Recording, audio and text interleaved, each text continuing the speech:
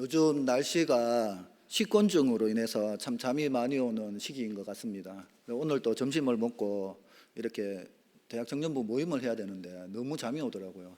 근데 오늘 또 이렇게 또 잠을 재우는 상추를 너무 맛있게 먹어가지고 잠이 더 이렇게 왔었는데, 여러분들 복음이 혹시 뭔지 아십니까? 복음은 기쁜 소식입니다. 그리고 이 복음을 전하면 우리의 마음이 기뻐진다고 이야기를 하거든요. 근데 복음의 내용이 뭐냐 하면, 복음은 하나님은 우리를 사랑하십니다라고 이렇게 복음의 내용입니다. 그러니까 여러분들 지금 옆에 있는 분들에게 하나님은 집사님을, 하나님은 장로님을 사랑하십니다라고 고백 한번 해보시기 바랍니다. 복음을 한번 전해보시기 바랍니다. 이거 또 시작 안 하면 또 안 하실 것 같아가지고 제가 시작 한번 해볼게요. 자, 시작.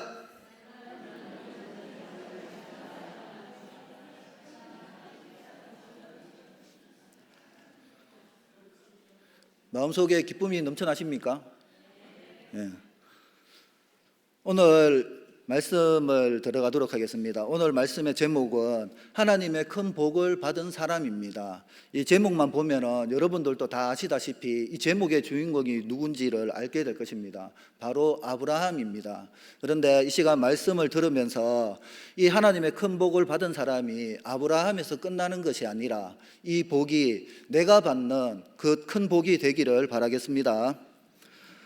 오늘 본문은 시험을 통과한 아브라함에게 과거에 하나님께서 하셨던 약속, 즉 아브라함의 씨를 창성케 할 것일 것과 또 아브라함의 씨로 만민에게 복을 주실 것을 다시 한번 재확인하고 있습니다.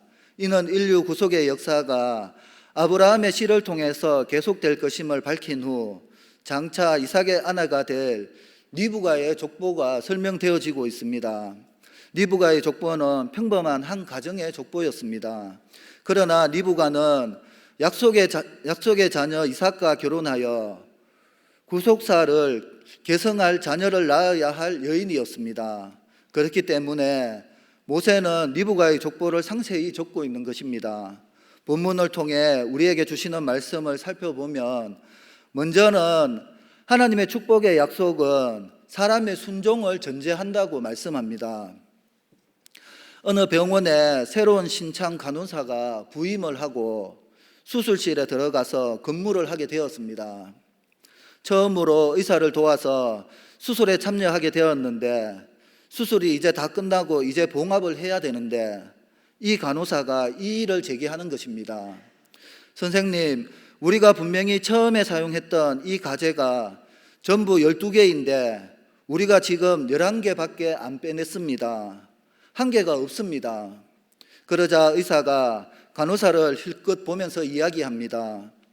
다 빼냈습니다. 그냥 꿰매도록 하죠. 그러나 간호사는 분명히 자기가 빼낸 걸 셌을 때 11개밖에 안 되었었기 때문에 안 된다고 말을 합니다. 저희가 분명히 12개를 사용했고 지금 빼낸 것은 11개밖에 없습니다. 그러자 의사는 다른 간호사들한테 이야기합니다.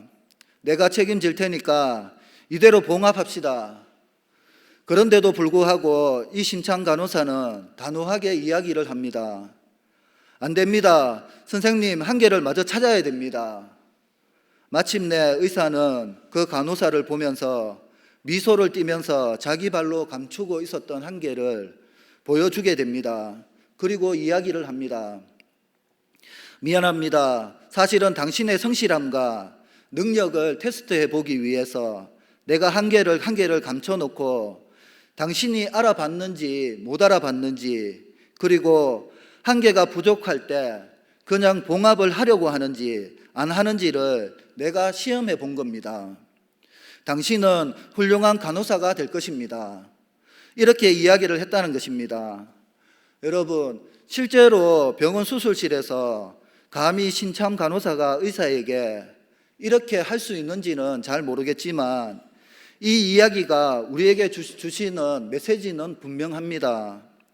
우리는 일상 속에서 때로는 뜻하지 않은 곳에서 평가를 받고 시험을 받을 수 있다는 것입니다. 그런데 만약에 이 시험에 우리가 잘 통과하게 된다면 그때부터 우리에게 상상하지 못했던 상급이 풍성하게 주어질 것입니다. 물론 이 상급이라고 하는 것이 어떤 물질적인 보상으로만 이어지는 것은 아닙니다. 어떤 면에서 보면 일시적으로 한 번 받는 상급, 물질적인 보상보다도 이 관계와 신뢰의 형성이 더 큰 보상이 될 수 있다는 것입니다. 어쨌든 이 간호사의 앞날은 열리게 되었습니다. 오늘 본문에 나오는 아브라함도 마찬가지입니다.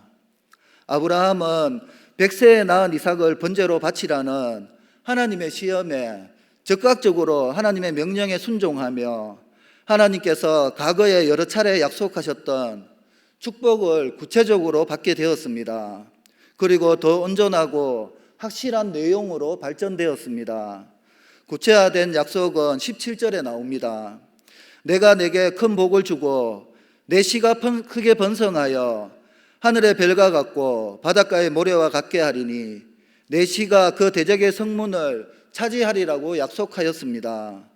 이 내용은 번성의 축복, 승리의 축복과 복의 근원이 되는 축복입니다. 하나님은 아브라함에게 엄청난 번영을 약속하시고 육적으로 아브라함의 후손이 이방 족속을 내쫓고 성읍들을 차지하게 될 것이며 영적으로는 장차 아브라함으로 후손으로 오실 그리스도께서 사단을 이기시고 인류를 구원하실 것을 의미합니다. 아브라함의 후손들은 가나안에 들어가 이방의 부족들을 내어 쫓고 그들의 성읍을 차지하게 될 것입니다. 그리고 아브라함의 자손으로 오실 그리스도께서는 사단의 머리를 꺾으시고 궁극적으로 승리를 얻게 될 것입니다. 여기서 보듯이 하나님께서는 당신의 시험을 믿음으로 이기고 통과하는 자에게는 실로 놀랍고 엄청난 축복을 베풀어 주시는 것입니다. 이렇듯 아브라함에게 주어졌던 약속이 새롭고 구체적으로 재확인된 것은 그가 순종함으로 그의 믿음을 하나님 앞에 보였기 때문입니다. 하나님께서 이삭을 번제로 드리라고 아브라함을 시험하신 것은 이삭을 제물로 원하셨기 때문이 아닙니다. 아브라함이 이삭보다 하나님을 더 사랑하는가를 알기 위함이었습니다. 더 나아가 그가 하나님의 말씀에 절대 순종하는 믿음이 있는가를 시험하기 위함이었습니다. 아브라함은 이미 하나님을 믿음으로 의롭다 여김을 받았습니다. 그러나 이제 하나님께서는 행함이 있는 순종의 믿음을 보시기를 원하셨습니다. 그리고 아브라함은 그의 아들 이삭보다 하나님의 명령을 더 귀하게 여기고 준행함으로써 그의 온전한 믿음을 하나님께 인정받았습니다. 하나님께서는 성도들의 모든 것을 알고 계십니다. 하지만 하나님께서는 믿음으로 직접 행하는 것을 보시기 원하신다는 것입니다. 그러므로 성도는 야고보서 2장 26절에 영혼이 없는 몸이 죽은 것 같이 행함이 없는 믿음은 죽은 것이라는 말씀대로 행함이 있는 살아있는 믿음을 지녀야 할 것입니다. 아브라함이 행함으로 믿음을 보였을 때 하나님께서는 자신의 사랑하는 독자까지도 내어드리는 아브라함의 믿음을 인정하셨을 뿐만 아니라 이삭 대신 순양을 제물로 친히 준비해 주셨습니다. 아브라함이 하나님의 명령에 순종하여 이삭을 결박하고 칼로 내려치려는 순간에 여호와의 사자가 급히 말리며 이삭 대신 순양을 제물로 드릴 것을 명하였던 것입니다. 이렇게 커다란 믿음의 시련을 통과한 사람은 아브라함처럼 풍성한 축복을 받습니다. 우리는 이에 대해 욥의 경우를 통해서도 볼 수 있습니다. 즉 욥은 하나님의 시험에 임하여 비록 큰 고통을 경험했지만 그 가운데서도 끝까지 믿음을 잃지 않고 지킴으로써 결국에는 하나님으로부터 시험받기 이전보다 갑절이나 되는 축복을 받았습니다. 참으로 시험에서의 승리는 영육 간의 축복의 보장이 되고 있습니다. 특별히 주님께서는 누가복음 18장 8절에 인자가 올 때에 세상에서 믿음을 보겠느냐고 하셨습니다. 이것은 많은 성도들이 마지막 때에 하나님의 시험을 당하여 믿음을 버리게 될 것을 시사해 주는 말씀입니다. 이러한 시험의 실패는 곧 구원의 실패가 될 것입니다. 그러나 시험에서 이기는 자에게는 생명의 면류관이 주어질 것입니다. 또한 만국을 다스리는 권세를 부여받습니다. 나아가 하나님의 성전의 기둥이 되는 축복을 받게 되는 것입니다. 그런즉 여러분이 하나님의 시험 가운데 있다면 좌절하지 마시고 하나님을 원망하지 마시기 바랍니다. 그리고 시험 후에 주어질 놀라운 축복을 바라보며 믿음과 순종으로 시험을 극복해야 합니다. 왜냐하면 18절의 말씀처럼 아브라함은 하나님의 말씀에 순종했기 때문입니다. 그렇습니다. 아브라함은 전에도 축복을 약속받았지만 하나님의 말씀에 대한 절대적인 순종을 통해 하나님의 축복의 약속을 새롭게 확인받은 것입니다. 만일 아브라함이 하나님의 말씀에 순종치 아니함으로 이번 시험에 실패했다면 그가 과거에 하나님으로부터 받은 축복의 약속은 그 효력을 상실케 되는 것입니다.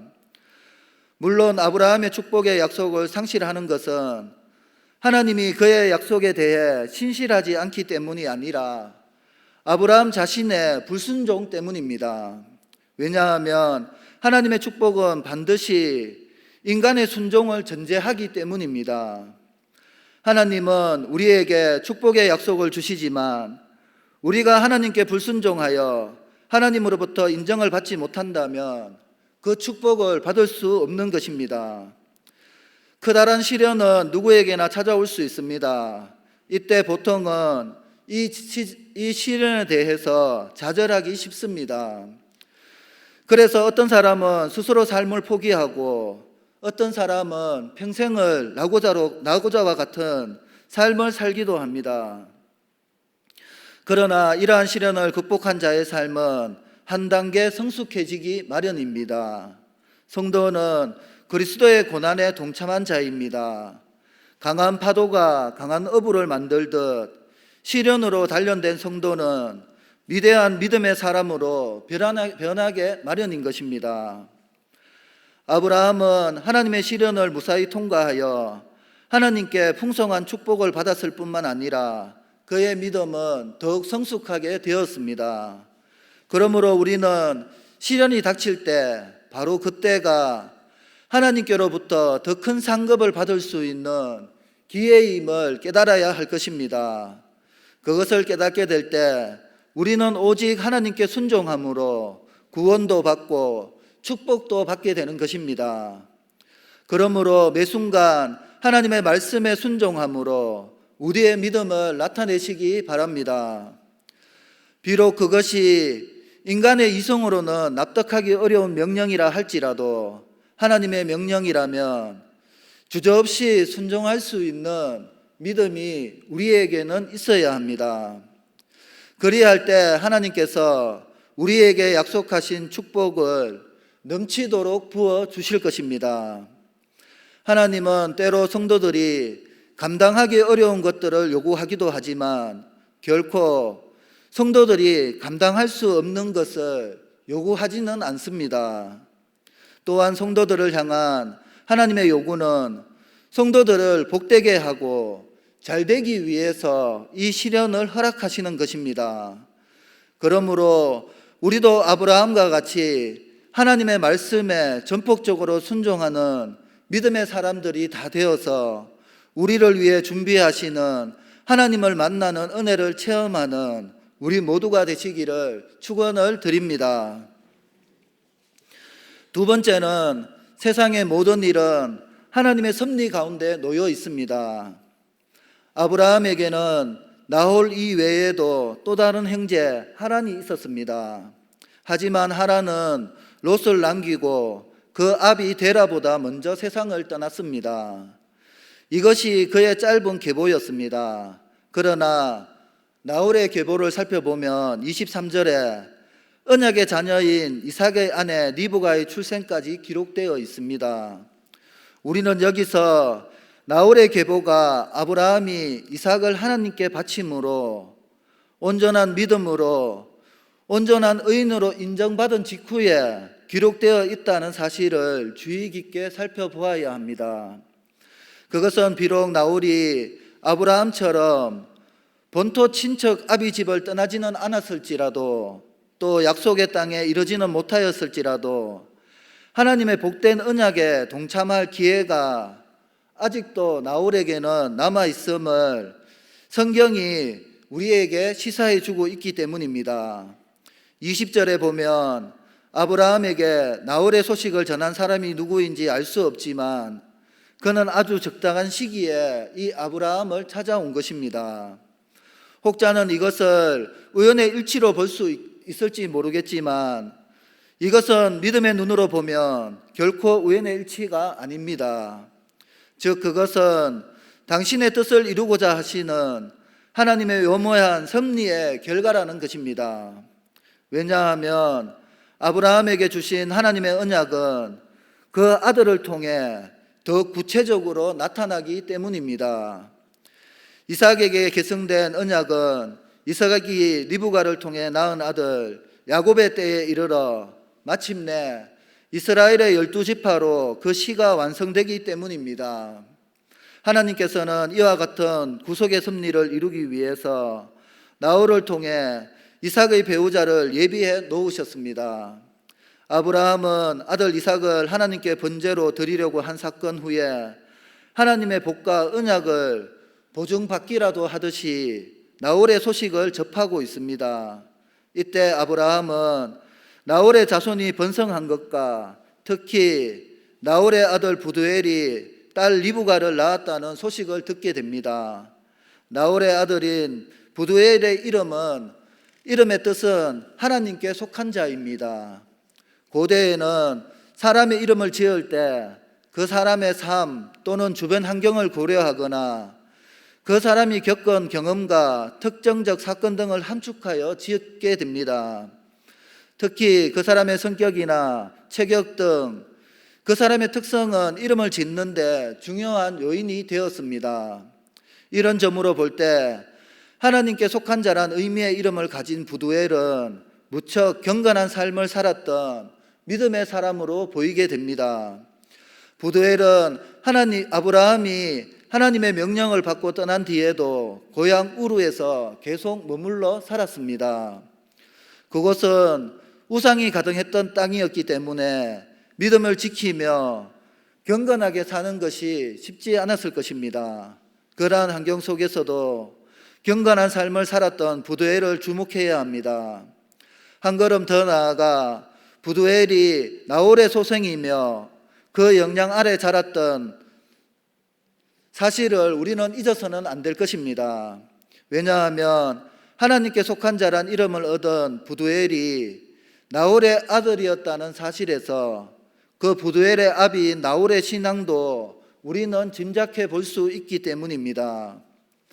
가풍은 어느 날 갑자기 형성되는 것이 아니라 몇 대를 거쳐서 이루어지는 것임을 생각할 때 하나님께 대한 나홀의 신앙도 훌륭했음을 우리는 부인할 수 없습니다. 때문에 나홀의 아들인 부두엘에게서 언약의 계승자인 이삭의 아내가 될 리브가가 태어났고 양육된 것은 결코 우연이라 할 수 없을 것입니다. 그렇습니다. 이 세상에 우연히 일어난 일이란 없습니다. 이 세상에서 일어나는 모든 일은 하나님께서 당신의 뜻을 이루기 위해 섭리하신 결과라는 것입니다.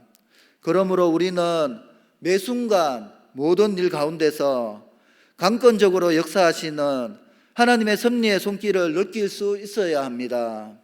아울러 그러한 하나님의 섭리의 결과를 보면서 하나님의 참뜻이 무엇인지를 발견하고 그에 부합되는 삶을 살아감으로 하나님 앞에 귀하게 쓰임받는 우리 모두가 되시기를 축원을 드립니다. 말씀을 정리하겠습니다.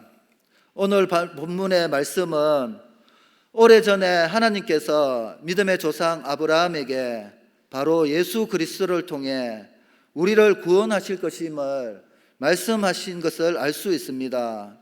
이 말씀은 바로 나를 구원하시겠다는 하나님의 구원 계획을 보여주고 있습니다. 아브라함은 온 인류를 구원하시는 하나님의 섭리의 구원 계획에 이렇게 놀랍도록 크게 쓰임 받았던 것입니다. 아브라함이 독자 이삭을 아끼지 않고 하나님께 드림으로 그의 믿음을 나타냈을 때 하나님께서는 아브라함에게 큰 복을 주시기로 하셨습니다.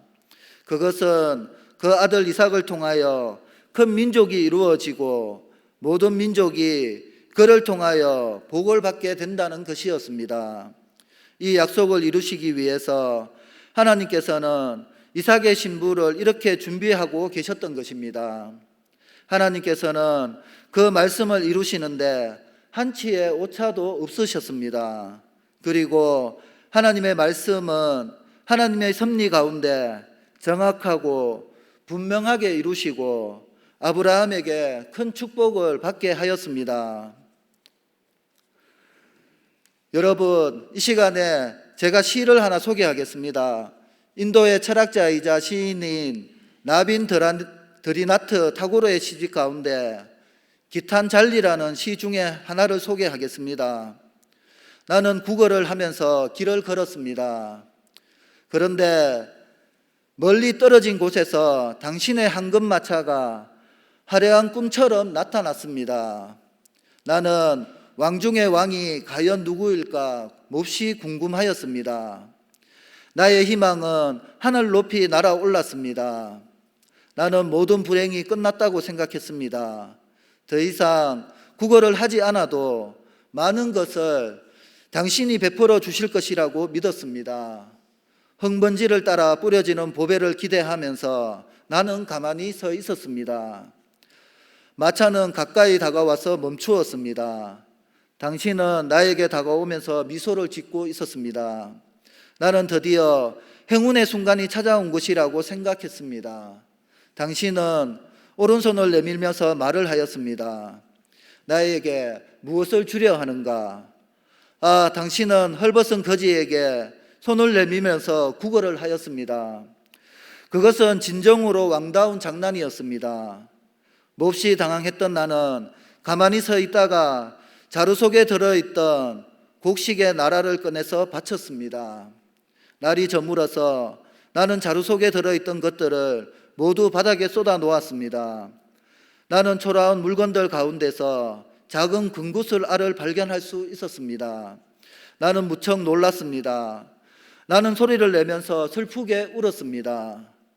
당신에게 모든 것을 바쳐야 한다는 마음을 내가 가지고 있었더라면 얼마나 좋았을까요? 여러분, 이 시를 읽으면서 우리가 하나님께 드리는 것과 하나님께서 우리에게 주시는 복에 대해서 생각해 보아야 합니다. 우리는 하나님께 드리는 것을 아까워하며 인색하게 드릴 때가 많습니다. 나의 재물과 시간과 자녀의 꿈과 시간을 드리는데 너무나도 인색합니다. 그러면서도 하나님께서 우리에게 많은 복을 주시기를 기대하고 있습니다. 이것이 얼마나 잘못된 것인지 우리는 잘 모르고 있는 것 같습니다. 이런 태도로는 큰 복을 받을 수가 없습니다. 아브라함은 독차를 바치라는 하나님의 명령에 온전히 순종했습니다. 그래서 하나님께서는 그에게 말로 다할 수 없는 아주 큰 축복을 상으로 주셨습니다. 진정한 믿음은 하나님 앞에서 나의 모든 것을 포기하는 것입니다. 처음에는 주일 예배 1시간 나오는 것도 아깝습니다. 믿음이 좀 있다는 사람들도 하나님을 위해 자기의 취미와 여가를 포기하지 못하고 있습니다. 그러나 믿음이 온전해지면 자신의 생명까지도 아낌없이 하나님께 드리고자 합니다. 하나님께서는 우리가 이런 믿음을 가졌는지 시험해 보고 계십니다. 아브라함처럼 하나님을 온전히 신뢰하는 믿음으로 이 시험을 이기는 우리 모두가 되시기를 바랍니다. 이런 믿음을 가진 성도에게 하나님께서는 그가 드린 모든 것을 다시 돌려주실 것입니다. 돌려주시되 더욱 새롭게, 더욱 풍성하게 돌려주실 것입니다. 그리고 하나님께서는 이런 성도를 놀랍고 귀하게 사용하실 것입니다. 이런 성도는 새로운 인생, 하나님과 동행하는 풍성하고 놀라운 인생을 살아가게 될 것입니다. 우리 모두 이러한 하나님의 큰 축복을 받아 누리시기를 축원을 드립니다. 기도하겠습니다. 하나님 아버지, 은혜를 감사드립니다. 오늘 말씀처럼 우리가 하나님의 말씀 앞에 순종할 수 있는 믿음을 주셔서 하나님의 크신 복을 받아 누리게 하옵시며, 하나님의 인도하시는 섭리 가운데 어떤 환경 가운데 있든 감사와 찬양이 넘쳐나는 삶이 될 수 있도록 역사하여 주시옵소서. 감사드리며 예수님의 이름으로 기도드리옵나이다. 아멘.